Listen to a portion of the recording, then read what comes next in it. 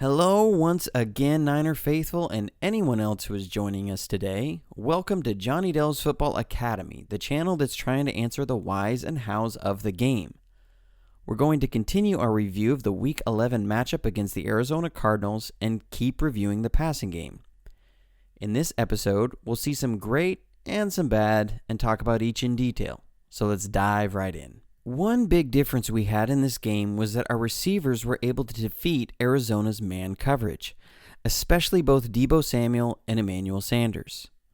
On this play, we're going to come out in 11 personnel, which is one back and one tight end. We'll start with Goodwin up top in a balanced set and motion him across the field into a bunch formation.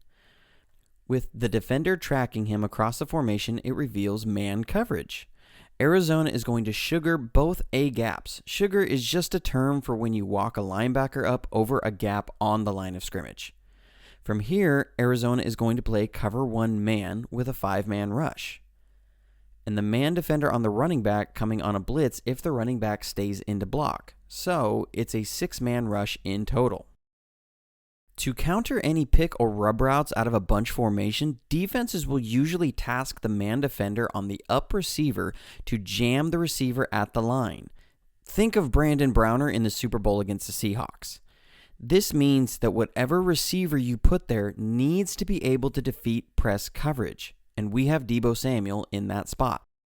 We're going to run a levels concept with Samuel and Bourne. The levels consist of a shallow drag and an in route at about 8 to 10 yards.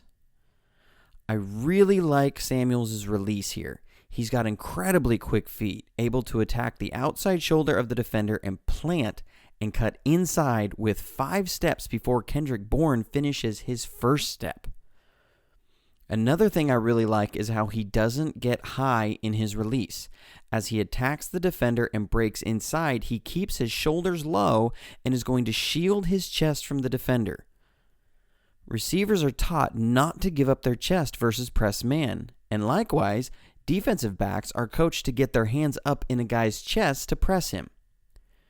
He wins off of his release and is now running away from the coverage. Jimmy does a nice job of not getting phased by the 6-man pressure and delivers a good enough ball for Samuel to get a nice catch and run. From the end zone, you'll see how unclean the pocket was when Jimmy threw. Mostert got blown up and is falling into Jimmy's legs as he's throwing. That's a bigger deal than we may think. Think of the mental hurdle to make an accurate pass while having someone falling right at your knee that costs you an entire year of your career. But with everything, it's a nice catch, a nice pass, and we're able to pick up a good chunk gain. This next play was one of the nicest throws I've seen from a 49ers quarterback in a really long time. Arizona is getting tired of seeing Jimmy beat all their different coverages, so now they're going to start to bring out some exotic stuff.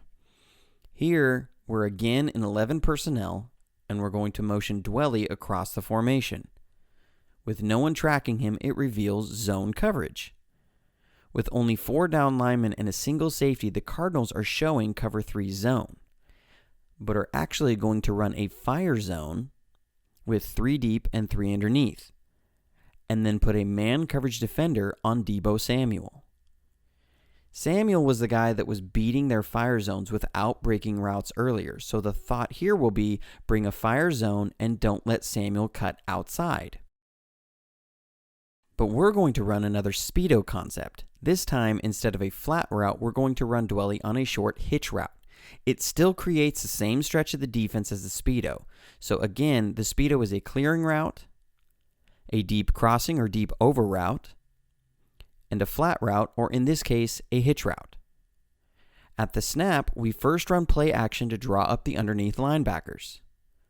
And then Dwelly's hitch route occupies the underneath defender, while the clearing route takes out the deep third defender, and with Samuels' man defender playing with outside leverage, again, as an adjustment to the outbreaking routes versus fire zone that I showed earlier, it gives Samuel a free release inside. The Cardinals get good pressure with their D-line and are collapsing the pocket, but Jimmy is going to thread the needle, putting the ball between both underneath defenders and out of reach of the trailing man defender. From the end zone, you'll see how Tomlinson is getting driven back into Jimmy's face, and School has lost to Chandler Jones off the edge, and Jimmy is still able to drop in a great pass. So enough of the good stuff. Now we'll look at one of the most infamous interceptions a quarterback has ever thrown in a game, where he threw for over 400 yards and 4 touchdowns. In keeping with the last play, Arizona is going to bust out some more exotic stuff. This time, they win. We're going to come out in 11 personnel again and motion Samuel out wide with Sanders and Bourne in close. Arizona is going to show a cover 4 look. We're going to run a triangle stretch with Samuel running a clearing route, and then Bourne and Sanders running a vertical stretch on the hook curl defender. As you draw plays up, this is what cover 4 should look like.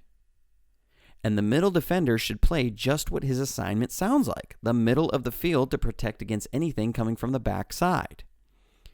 However, Arizona is going to play man coverage on the other side. This is where Jimmy makes a mistake, and what I've seen as a trend in his interceptions. He sees coverage and assumes guys are going to play their assignments. For example, a middle defender should be in the middle of the field, but because the backside is protected by man coverage, he flows to the 3 receiver side, and you end up with 5 defenders flowing into an area with only 3 receivers. Jimmy never sees the mic because he assumes he's going to be in the middle of the field, and he's reading the hook curl and the play side safety. He sees the hook curl attack Sanders' route, and with the safety playing over the top, he thinks Bourne's open. On the whiteboard, he did this play just as you are supposed to do. But on the field, sometimes things are different, and he never sees the defender right in the throwing lane and throws an ugly pick deep in the red zone. This has been the story on the majority of his interceptions this season. It's just something that will have to come with time on the field, as he sees how different guys play different defenses and is taking what he's prepping for on the whiteboard to the field. So let's take a look at how does Jimmy bounce back from that. And on this drive, he's going to make a nice off-schedule play. We're going to come out in an empty set, and Arizona is going to show a cover 2 zone look. We're going to run a verticals concept. This is the same concept we scored the game-winning touchdown on the catch 2 to Terrell Owens.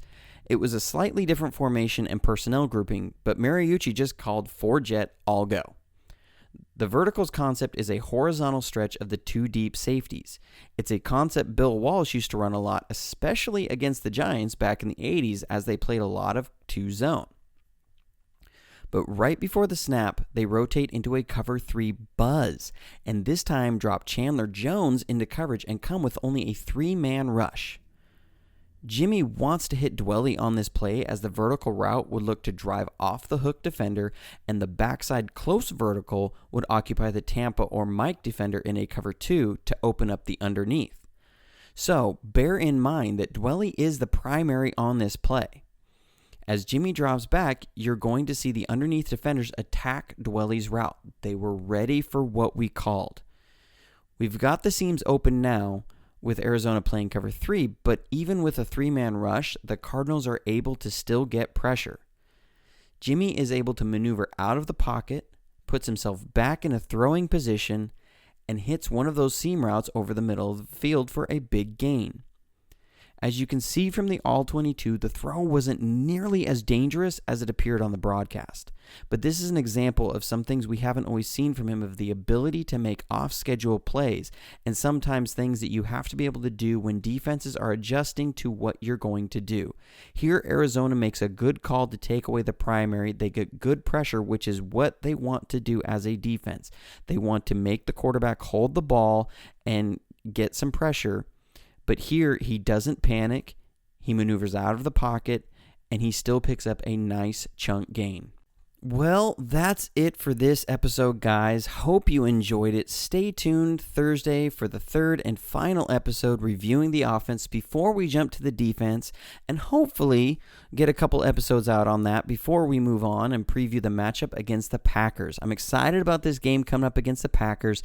I have some really close friends who are diehard Packers fans. We actually watched the 2012 playoff game in Green Bay. That was a big win for us, and we've been texting each other back and forth, just ready for this game. I think it's going to be a really good matchup, hoping we have all of our weapons back. If we do, I think we can make this a really interesting game and really show how far we can go in the playoffs. But until next time, thanks for tuning in, and go Niners.